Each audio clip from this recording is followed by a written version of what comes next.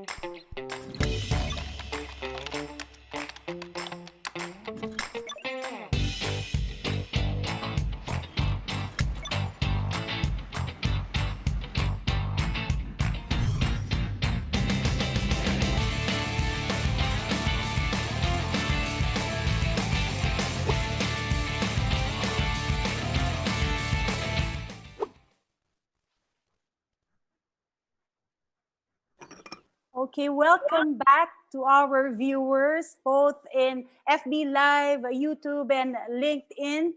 Welcome back. And we would like to invite you, as you can see on your screen, we would like to invite you to our HR Virtual Summit Philippines 2020. This is a series of webinars. You can check out our website, Ariva Academy Philippines. And in line with this, we are doing free webinars. Bakit po namin to ginagawa? We are doing this because here in Ariva, we are positive that learning should be available or be made available to everyone. And secondly, humihingi po kami ng tulong. We're asking for your help to our friends here or poorest of the poor, no, para ho makapag-donate naman tayo sa kanila yung bukal lang po sa kalooban nila. If you can give any amount, wala namang required na amount, you can give $1, $2, 20 pesos, 50 pesos. It will go a long way. It will help our kababayans in Barangay Mahayhay, and of course the proceeds will go to Bayanihan Act 2020. So thank you in advance. Kindly donate. Yun lang pong bukal sa kalooban natin. And at this point, I would like to greet our participants from the Philippines as well as abroad. Okay, so greet lang natin, Sir Howell, ha? Sige Yung po, ating ma'am. mga Sige po, Coach. participants. Okay. So our participants is coming from all over the world. Meron tayong coming from Indonesia. We have one coming from Malaysia, Nepal, Pakistan, Qatar, Singapore, Taiwan, USA. Ayan, okay? So hello and welcome. Next would be our out-of-town participants. Maraming tayong participants from Angeles City, Baguio, Batangas, okay, Laguna, La Trinidad, Binyan City, Laguna, Cagayan de Oro, Calapan, Oriental Mindoro, Capas, Tarlac, Cebu City, Isabela, La Union, napakarami, no, Sir Howell, Dagupan, my hometown, Davao City, Dumaguete City, La Trinidad, Benguet, Laguna, Lapu-Lapu City, Olongapo, Zamboanga del Sur, Siquijor, Tabaco City, Urdaneta City, and Valencia. Ayan. Doon po sa mga hindi ko nabanggit na nandito ngayon, maraming salamat po for tuning in. Okay, now, Sir Howell, I'm sure they're all excited to get the answers from their questions. So let's do this. Are you ready, Sir Howell? Yes, Coach Suzette, ready before na. I do, ayan, Zoom participants, please type in your questions at the Q&A box below. For Zoom live questions, click the raise button to notify the administrator. And for Facebook live viewers, type in your questions on the comment box. We'll start with the questions that are pre-sent, Sir Howell. Okay, sige, Coach. Okay. Coach, So, habang can I also greet yung ang dami nanood sa Sure. Facebook Live, mga taga Quezon Province. Ayan. Hello Ayan. sa mga taga Quezon. Yes, hello. Lukban, Quezon. Ayan. Pamilya ko, Hello. Mabalot family, Varana family. Ayan. Okay, sige. So our first question is from Gloria Salvado. Mhm. Can a middle manager go beyond the boundary of his position if his superior is not doing anything to guide those under him in time of crisis? Ayan. Ganda, no? So dito pumasok yung arise. Mm-hmm. So hindi niya maasahan, thank you Ma'am Gloria for that question, hindi niya maasahan yung supposedly yung nandun sa rurok at nagsasabing, laban mga kababayan. So in the absence of leadership, step up. But be respectful. If it's okay, you can ask your immediate superior to say, ma'am, since you decided to go to for example, go to the States or be in quarantine for 2 weeks, is it okay po that in the meantime, I will take the responsibility to lead our people? And when you do that, at least you inform your superior and somebody will be up there to guide and lead and inspire your people. Very well said, Sir Howell. Now is not the time to keep quiet, di ba, no? Kailangan sasabihin natin kung meron tayong mga bagong ideas or anything. So this one is from Michael Bernardino. As a leader, how can turbulence affect our workplace? Well, as a leader, I think your concern should not be more of how can the turbulence affect the workplace. You should be more concerned about how will it affect my leadership style. Am I ready? Am I prepared so that when these turbulence come in different ways and forms, I would be there to lead the people that I need to secure, to keep safe, and so that we can restore them to normalcy, some sense of normalcy. Okay, thank you very much, Sir Howell. And another question from Ken Chicano. Mm-hmm. Okay, so having a team with different attitude and mindset, Mm-hmm. how would I encourage that we work as a team to achieve our goal and to avoid the attitude of pagkanya-kanya, silo, Sir Howell? Oh, yeah. Ito, alam ko, exposed tayo dyan. Yes. Diba? As a training manager for Robinson's Retail, Coach That's said, right. diba? Ang daming tao may attitude, they are self-absorbed. Correct. So here's what you need to do. Yes, they're still self-absorbed, and tell them, okay, I understand your different personalities. Some of you are personality A, B, C, or D, whatever your personalities are. But hey, this is not the time for you to focus on your differences. We have a common enemy. And the common enemy pauses to fold this company up so that walang tayong trabaho lahat. Mm-hmm. I don't care if you don't like working with each other. Let's work with each other. Let's set aside our egos and let's focus on surviving before we can thrive. So ganun yun. As a leader, you have to challenge them. Okay, so tandaan po natin, challenge them if needed and do it with respect. And Next then, question. pwede yun eh. Coach, have you met people na ayaw mong katrabaho? Of course, O, yes. di ba? Pero, as a professional, nabalitaan mo, ayaw niya sa'yo, okay lang. Ayaw ko rin naman sa'yo, so it's a tie. But you have to work together. So you say, this is nothing personal. We have to work together. Let's make it happen. Tama. After all, this is not about you. It's about your purpose and your mission. Can't agree more, Sir Howell. That's true. Okay, we have another question. What should be our approach to an employee who is not participative and can't adapt to work at home? Ito na yung mga sa Zoom natin, Q&A, live questions, yes. better if time is on your side, talk to this person heart to heart. But the thing is, the premise should be, does this person trust you? Mm-hmm. Unless she trusts you, she can never open herself up. So remember, before they open up, connect before you charge. It's true with your cell phones and gadgets. It's also true with people. Connect to them on an intellectual, emotional, spiritual level before you charge. Talk. Tanungin mo, bakit hindi mo nagagawa? Hindi mo ba alam? O alam mo pero hindi mo kayang gawin? O first time mo bang gagawin to? Or nahihirapan kasi walang technology? So yung sinabi nating alignment of when you align your powers, human capital, and resources, baka gusto niya wala lang siya talagang internet connection. Gusto niya pero introvert lang siya. Gusto niya kaso disconnected siya. Gusto niya kaso pwedeng masyado siyang self-absorbed. So we will tell them there's a higher purpose. Set aside the self, focus on the task, and we can do it. And I'm here to guide you. Offer them unconditional support. And if they say, sorry na po ma'am, hindi ko talaga po kaya. Mag-resign na po ako. O sige, kung yan ang decision mo, nirespeto ko. And I want to make sure na kapag alis mo dito, may malilipatan ka, let me know ha. Isa akong tunay na kaibigan, madaling lapitan, mahirap utangan. Kasi pareho tayong gipit.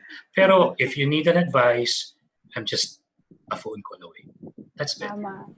Maganda na, Sir Howell. Pagdadasal ko na magkaroon tayo ng mas marami pang leaders gaya mo. Gaya mo, Coach. Gaya mo. Gaya natin. Okay. No, mahirap gawin para sa iba, but it's doable, yes. No, Totoo, Sir Coach. Howell? Kasi Coach, yung iba, kung ayaw mo, wag. Malaki ang pintuan. Lumabas ka. Yes. Get out of my company. Lang compassion, you know? Oo. Thank you. Okay. So from Edmond Sampana, would it be fair to somehow say, based on my personal observation, that the three attributes of a leader are seen now to our political leaders amidst this pandemic?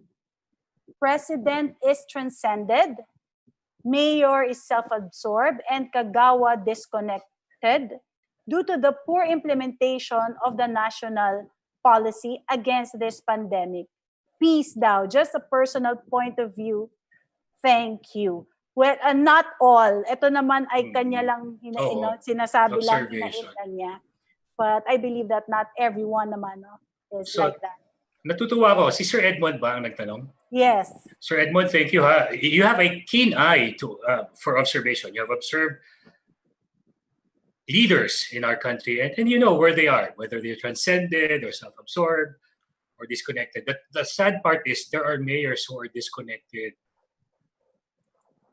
Okay na yung self-absorbed eh. Kasi gusto niya yung picture niya, pangalan niya, nandun sa isang supot ng bigas. Okay na rin yan, at least namigay. Ang nakakalungkot, yung AWOL, missing in action. Disconnected. So kung mayroon kayong self-absorbed leader, sige, pwede na rin yan. Nakakalungkot na kapag may nandyan, disconnect. no? Nakikita mo. Pero sana, yun nga, sabi mo, Coach, sana maraming transcended. Yes. Yan naman ay ang ating dasal. So a while ago, Sir Howell, we mentioned about the values. So the question here from an anonymous attendee, does that mean that they must have those three values? It's difficult to find one like that. So it's difficult to find one like that. Daw yung lahat check. So paano ang gagawin People of sa value, ganon? ano? Pinakahuli kasi doon committed eh. Now ganito, if they're not experts, but they have the heart, give them a learning curve or give them a week. For example, wala ho kami talaga dito orderly. Pag sinabing orderly, tagabuhat ng pasyente. Okay, so may mga volunteer tayo dito na, sige, i-train natin sila about yung how to do it properly, so pwede na willing, pero walang knowledge, train them.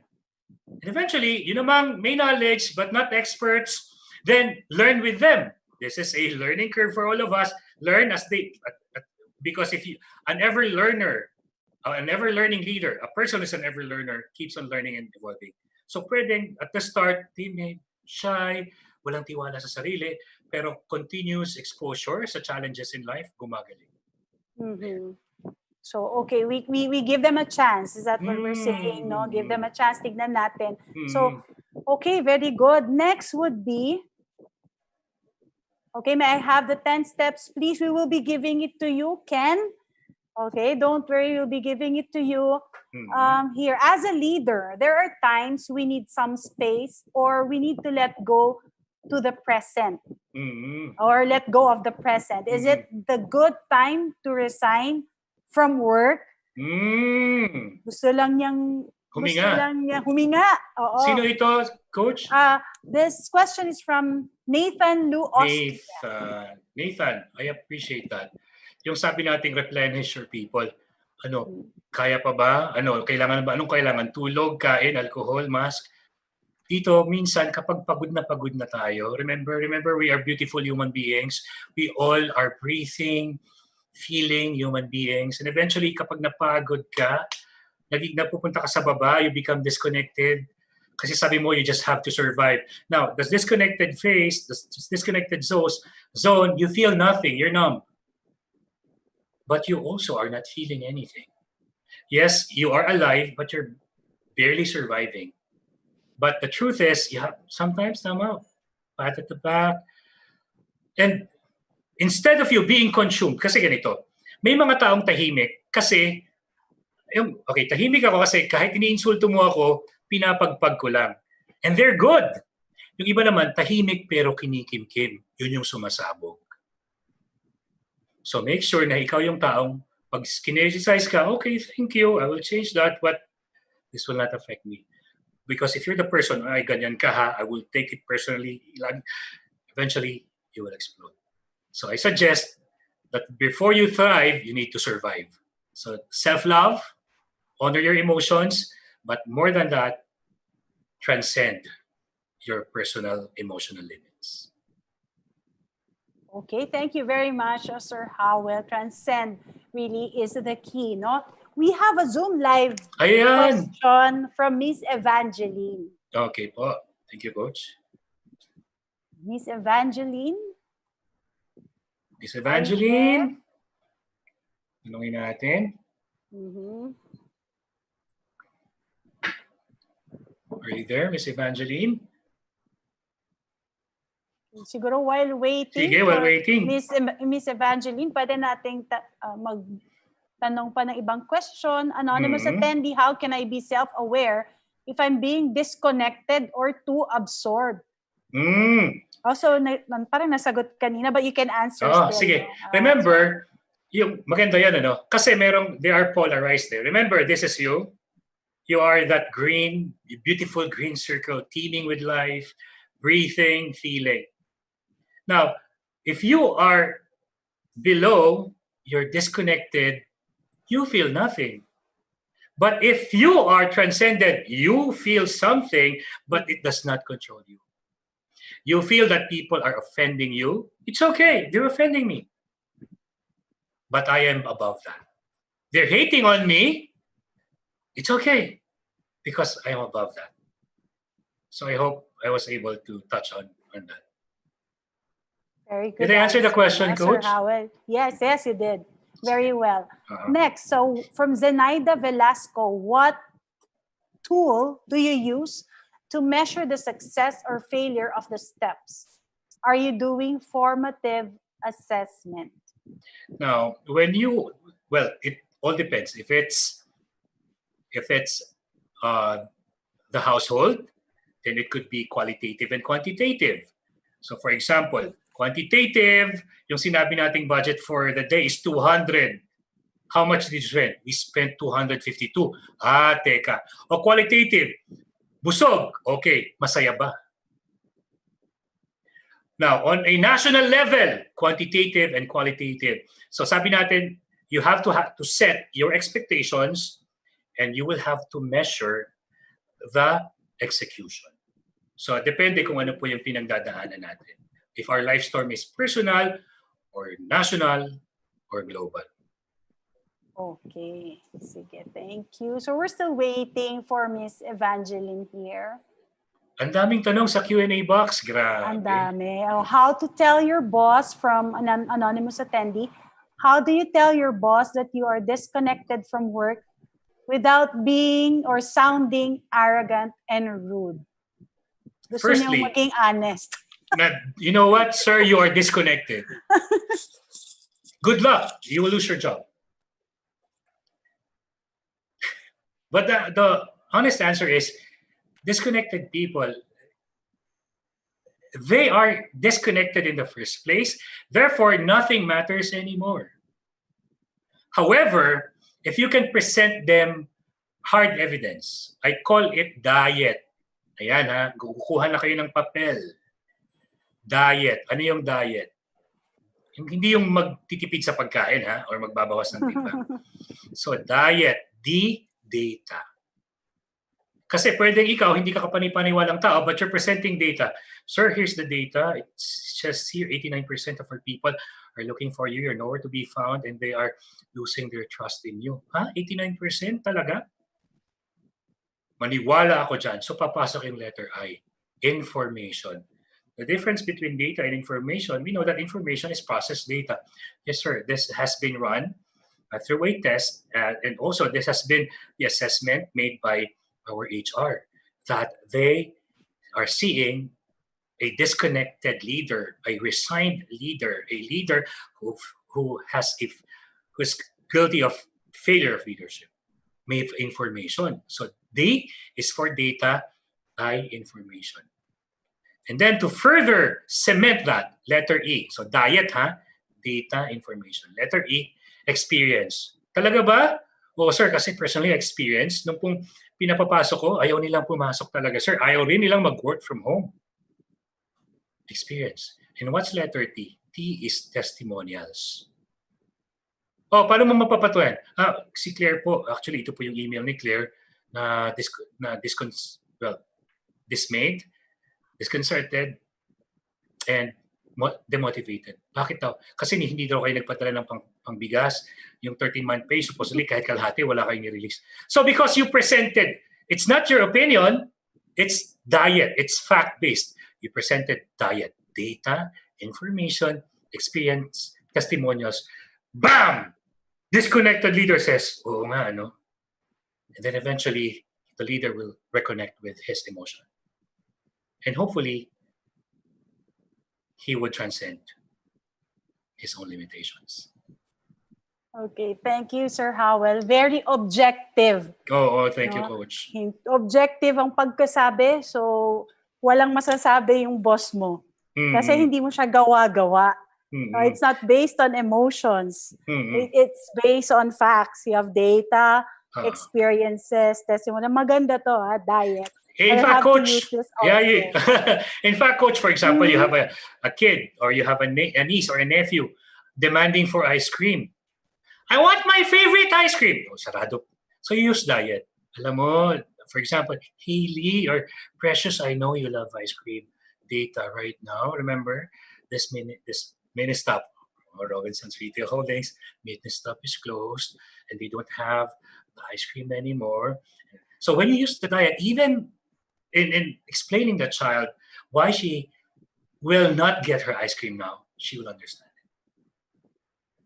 Tama naman. So, to our participants, wag po tayo mag-diet sa pag-communicate. You just have to communicate it objectively. Okay. Coach, meron lang. Yeah, sure. Yeah, Coach, ito, nag-message sa akin si Sir Jeffrey Dominic Corrales. This is from Manila Titano Colleges. Thank you, Sir Howell. Ang galing ng webinar. Thank you, Sir Jeff, for watching and supporting. Salamat. And also, I would like to share this comment from Charlie Gibaliga. Sir Charlie said, Ariva in Spanish means up. What you're doing right now through this series of talk with people of inspiration teaches us to look up to see inspiration and hope amidst this pandemic. Muchas gracias. Muchas gracias. Muchas gracias. Thank you. Thank you very much, Sir Charlie. Okay. Kaya pa, Sir Howell, to answer a question? Sure. Kaya pa ba natin, Coach? Kaya naman.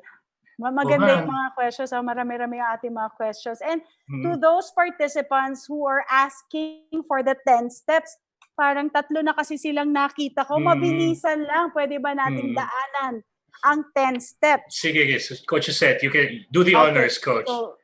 So first one is accept.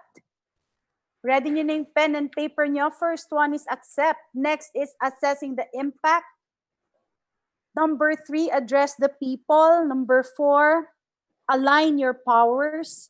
Number 5, assign proper professionals. Number 6, affirm response effectiveness. Number 7, arise. Number 8, achieve. Number 9, acknowledge. And number 10, analyze. Perfect. Valedictorian si Coach said. May premyo ako sa Summa cum laude ka, Coach. Okay, sorry I missed this. Ano po yung title? 10 steps of what? Okay, 10 steps. Yes, Coach. Okay, go Sir Howell. So ito yung 10 critical steps to selfless leadership or selflessly leading your people. Critical steps to. Critical kasi time is not on your side. Critical kasi limited ang this is a black swan or something that you never expected. So these are the 10 critical steps to selfless leadership. And when we say selfless leadership, leading your people through, makalagpas, through turbulent times. All right. Maganda ang ating mga questions. Very well crafted. Pinag-isipan talaga yung mga tanong nila, no? Okay, we'll have another one. Very interesting. From Mildred and Malaki, can you cite real-world examples based from your experience on how you're able to change the mindset of a leader from being selfish to selfless? Ayan, thank you for that question. Who asked the question, Coach? Miss Mildred and Malaki. Ayan. Kami ni Coach, thank you, Ma'am Mildred. Kami ni Coach said, we do consulting under Ariva Academy. We have multinational clients. We have leaders who are self-absorbed. Diba? And through seminars, we have evaluation forms. And we also have the focus group discussion. We will protect the anonymity of those who participated in the evaluation form, whether online. And then that's the time we present. When we present to the board, here's the result. And in our, sa Philippine setting, ang nagpapasaya sa Pilipino, co-employees, colleagues. Number 1, colleagues. Number 2, yung sarili nila, self. Number 3, yung work environment. Unfortunately, ang pinakahuli doon, kasi they're willing to sacrifice work. Pinakahuli na nagpapasaya sa kanila, boss. And doon papasok yung intervention namin. And we did several intervention programs. Some leaders will say, okay, thank you. Whether they're leaders of hotels or retail or hospitals, those who accept that they need to change will change. In fact, we have this hospital in UniHealth Southwoods. Grabe, nakakatuwa, daming gumaling under Ariva Academy. So, yung mga leaders are, well, they are brilliant minds, but they don't know how to agree together. Konti lang yung mga patients nila. Eventually, when they come together, eventually when they align themselves, eventually when the people believe in the vision of the leaders, nagkaroon ng ownership. Ngayon, halos hindi sila magkanda-ugaga. Well, it's a happy problem. Sana walang ma-hospital. Yun ang prayer natin. But as a hospital, they are more than willing to accommodate as much as they can. Business is good, yes? But if you were asked them, ayaw nila ng maraming pasyente. But they can handle patients. So the change from being disconnected to being self-absorbed to being transcended happened because of the intervention that we did. Thank you, Sir Howell. That's when consultants are being rewarded. For us, it's a form of reward when we see leaders, di ba, na accepting na okay, ito pala yung tingin sa akin. Let's do something about it. Pumapalakpak yung tenga natin kasi may acceptance, di ba? Kaya maganda yung point na bringing up ninyo. At nalulungkot tayo, Yeah. Tama. Thank you, Mildred. Nalulungkot din tayo kapag, alam mo, nag-spend ng malaki yung company, willing naman yung mga tao, pero ang tigas ng ulo ng leader. Meron din namang ganon, May no? ganon. Meron din namang ganon, yes. Okay, Sir Howell. Yes, Coach. How can we approach a manager that focuses only to her daily work logs by demanding us to submit this, revise this, without asking the situation of her people? Thank you, anonymous attendee. Salamat. Diyan papasok si diet. Tama. Diba? Objective talaga. Oo. Yeah. Thank you, ma'am. Or you can say, ma'am, thank you for assigning us this. Thank you for checking out on us. However, ma'am, if you were to ask us this, how we feel right now, tell them ilang kilong bigas na lang ang natitira, ilang miyembro ng naghahanap na ng bagong lilipatan. So use diet. When you do that, you're objective. You're not attacking the leader personally. And hopefully, unfortunately, and then if for you, or well, if they are factual leaders, result-oriented leaders, they see results when you presented the diet, then they will have a change of heart and change of plans. Okay, just to refresh our participants for what diet stands for. Diet, D is for data, I is for information, E is for experience, and T is for testimonials. Ayan. So isulat niyo na ho ang diet. Ayan. So Coach Suzette, yung experience pang sarili yon. Okay. Testimonials, karanasan ng iba. Okay. So yung experience mo, testimonials of others. Ayan. Okay. Thanks for clarifying that. Thank you, we Coach. are on to our last two questions. Wow, last two questions. Last two questions. Ronald Santos, from our participant, Mr. Ronald Santos. How do you make people who are disconnected be connected? I believe Sir Howell already answered that, but you can still answer it, Sir Howell. Intervene. I'm sure those people don't want to be no one wanted to be disconnected from the world. More, I mean, even more, to disconnect the self from the self, yung hindi ka na nakakaramdam, yung hindi ka na sumasaya, hindi ka na rin nagagalit, hindi ka rin napupuot, hindi ka rin na-inspire. You're just breathing. You are just existing and not living anymore. Nobody wants to be in that space. No one wants to be in that place. Reach out to them. Root cause analysis. Yung 6 whys. Why do you feel like that? Why do you think that way? Why do you think it happened? So when you do root cause analysis, eventually, ang root cause lang pala niya, kaya sa na-disconnect, sinin zone lang siya yung crush niya. And because of that little thing, you can intervene. Okay. Let me hold your hand virtually. Let me guide you through darkness and into the light. Hahawakan ko virtually ang kamay mo. Bawal maghawak ng kamay. Let me guide you out of the disconnection and into yourself, the personal emotion. Feel again. And hopefully, aside from recognizing and honoring your emotion, transcend so that you will be above it. Nagagalit ka pa rin, pero hindi ka na maaway. Inaasar ka pa rin, pero hindi ka naasar. Sinisiraan ka pa rin, pero you're still fine. Remember, it's not about you being quiet, it's you about being at peace. All right, very well said, Sir Howell. And for the last question, Sige, as Coach. a leader, how could you help or motivate your people to be strong and move on, and who already wants to give up, that you yourself is also tired? So gusto lang niya sabihin, paano mo sasabihin sa tao mong push, ikaw hindi mo na kaya mag-push. Yeah, tama yan, So, dito, salamat. Sino yung Coach Suzette yung nagtanong? Anonymous Thank you, Anonymous. Ang sipag ni Anonymous. Remember, I told you, you have a cell phone that's being drained. Almost zero bat. And you have a socket. And you are the charger. However, kahit anong connect mo sa kanya, hindi siya ma-charge. Or kahit anong tingin mo sa kanya, mag-charge ka, hindi siya ma-charge. Why? Because maybe you yourself is not connected to the source. So what do you need to do? If you're the charger, connect to the source. So that kapag you as a charger is now connected to the low-bat cell phone, who happens to be the people under you, connect before you charge. You can only give away what you have. And because you're connected to the source, you ask for God to give you strength. That strength is what you give to them. And they're in pain. And you tell them, I'm also in pain. I understand. I'm hurting. Yes, I understand. I'm hurting too. Gusto ko nang sumuko. Ako rin. Gusto ko na rin sumuko.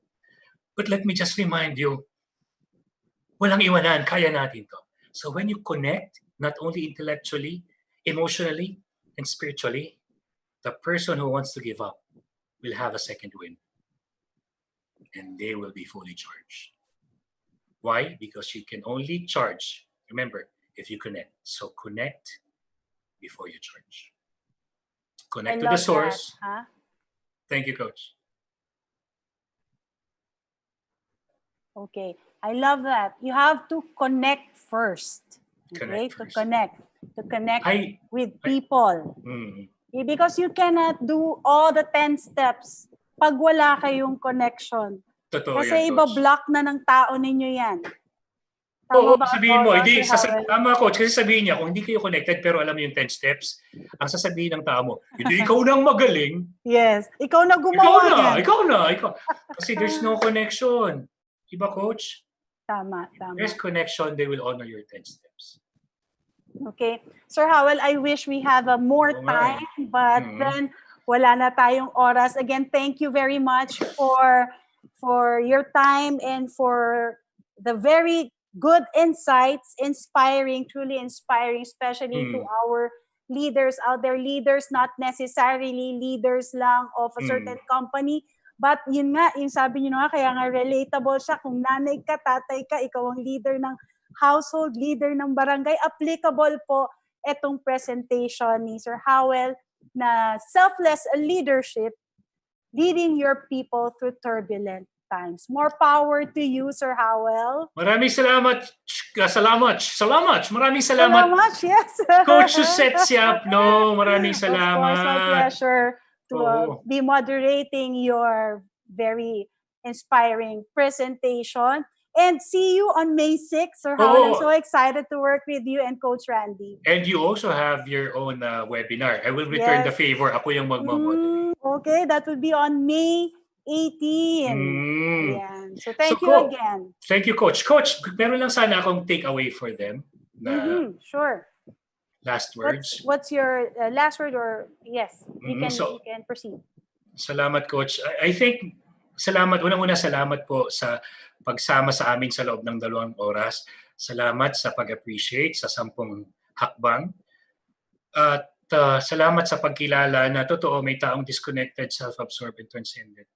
Now, for my last message, alam natin magulo ang mundo, but let us be human beings who wake up to hope,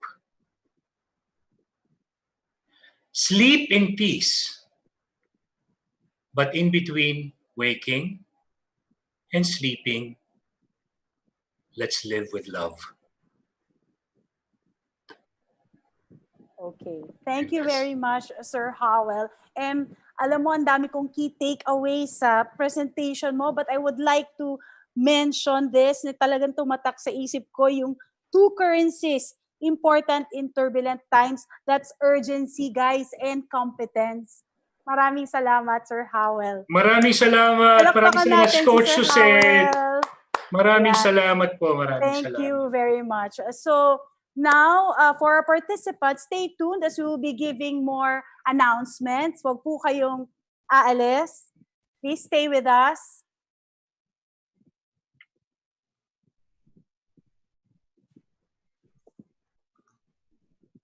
Hello, Ms. Suzette. Ayan, we're now back with our Madam President, Miss Irish Malonga. Coach.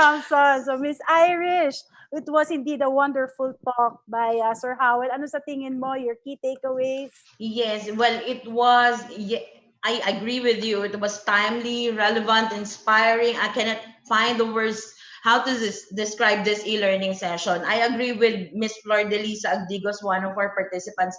It is indeed meaningful and with value. So with that, thank you so much for a wonderful session, Sir Howell. I'll be seeing you tomorrow morning. And my key takeaway, Miss Susette, acceptance is the first step to change. So you have to be self-aware and also change before you change, okay? Yan. Okay, And with that, thank you. you as well for moderating this session excellently. My Salamat pleasure, po. Miss Irish. Anytime. See you soon, Mrs. Seth. See you. Okay, thank you so much. And Bye. Thank you to our participants. bye-bye, Thank you Mrs. for Seth. actively. Yes. Bye. Thank you so much. For those of you who are watching this, not yet the end of our learning session, please, before I acknowledge our win-win partners, I would like to say hi to our participants from SOSA JB Property Management, Catherine Sarmiento from Cebu, Cecilia Canyosa from Santo Tomas, Batangas, Federal Land, Riza Jane and Ray Reyes, Miss Angelita Brillo from Bulacan, and Sir Rico Resho. Thank you for watching us today. And we would like to acknowledge our following win-win partners, our official media partner, Art Plus Magazine, our digital media partners, Focus Media, Globaltronics, City Advertising Ventures, Outcome, Elevate Media. Thank you also to Brother, Faber-Castell, Glutacy, Moringa O2, KFC, Mr. Donut, Tokyo, Lotus Biscoff, Boss Job. Thank you to CERT Technology Inc., Finma Properties, Perajet, Ilawi Korea, Kitosun and Carpo Consulting, Enchanted Kingdom, Disperse, Cosmotech Philippines Inc. And for those of you who want to place your ads here, advertise your logo, your services, your company, please email us at marketing@ariva.com.ph. Again, it's marketing@ariva.com.ph. And please don't forget to like us on Facebook. It's Ariva Academy Philippines Inc. So please scan this QR code. This will be directed to our Facebook page. Don't forget to like us. You will also be can watch the live streaming of our free e-learning sessions. So don't forget to like us. For those of you who are asking where to watch the replay of our today's session and our previous session, please subscribe to our YouTube channel. Please check Ariva Academy and Ariva Talks YouTube channel. Okay? For our upcoming online learning sessions, this will be tomorrow. We have invited Professor Ricky De Vera, one of our Ariva partner speakers. He will be discussing transform your organization for the post-pandemic. Beyond SWOT analysis, how can your teams jumpstart? Don't forget to register. This will be tomorrow. And on Thursday, this is a back-to-back series, one-part series of our HR Virtual Summit, Leverage HR Technology to Power Up Innovation, Thursday, April 30. For the morning session, we have invited Miss Philippa Pip Penfold from Australia, and back-to-back with, in the afternoon, we have Dr. Indigo Triplet. She will be discussing from surviving to thriving in the new normal, 3 to 4:30 p.m. Don't forget to register, guys. And on Monday, May 4, we will be having Professor Ricky De Vera. He will be discussing the VUCA leadership, transforming a COVID-19 situation. Don't forget to register. And on Wednesday, May 6, we have invited Ms. Sally Foley Lewis, leading productive in turbulent times. May 6, morning session, 10:30 to 11:30. And this is it. We would like to invite in another e-learning session, Be More with Less. We have invited, of course, Mr. Howell Mabalot, Coach Randy Esguerra, and Ms. Susette Shapno. They will be discussing Be More with Less, how to stay positive, healthy, and productive during tough times. This will be on Wednesday, May 6, 3 to 4:30 p.m. Another e-learning session, we have invited Mr. Ronnie Turla. He will be discussing best practices on human resource planning during uncertain times. This is for the HR professionals out there. May 7, don't forget to register. And we would like to invite you on our e-learning masterclass. This will be conducted by Mr. Jonathan Yabut. Online selling from home, how to use FB, IG, and LinkedIn for your business. May 7, 4 to 6 p.m. Another e-learning masterclass from Mr. Jonathan Yabut. We would like to invite you. He will be discussing leading a work-from-home workforce, how to manage and develop remote teams. This will be on May 14, $4.99, and you will get a one free ebook from Mr. Jonathan Yabut, which is worth 249 pesos only. And if you want to have a customized e-learning session for your company, for your team, we would like to invite Mr. Howell Mabalot and our partner speakers and guest speakers. Please do call me at 0916-695-4418, or you can email me at irish.arivaacademy@gmail.com. And that's it, guys. Thank you for staying 2 hours with us. Thank you for watching us. This is Irish Malonda Samson. In Ariva, it's all about being better, be safe, and stay home. Thank you so much. Bye-bye. You know what I'm saying? Happy, sha-la-la. It's so nice to be happy, sha-la-la. Everybody should be happy, sha-la-la. It's so nice to be happy, sha-la-la.